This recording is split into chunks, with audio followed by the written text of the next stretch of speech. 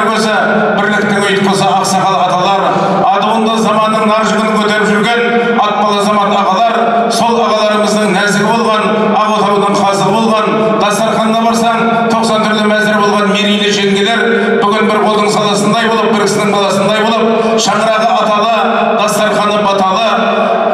ұлы жүз 12 ата сырғы елден тараған, соның ішінде Тұтанғали еліндегі, яғни Өтегеновтер әулетіндегі әріп ағамыз бен Әзиза ханымның жасап жатқан тойына қош келдіңіздер, құрметті ағайындар.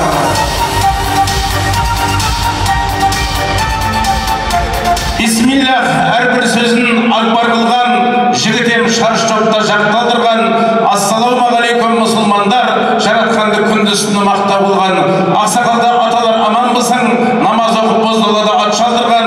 ақжалықты аналар аман мысың, пейілі аумай тұғын мақтан ұрдан, біз деген қазақ деген дархан еліміз, баласын батаменен аттандырған, бүгінгі тойларымыз тойғыласын, төрге құт, басыңа бақ қондырған деп, бүгінгі мына тойымыз тойғыласын, ардақты ағайындар. Той қазақтың қазынасы,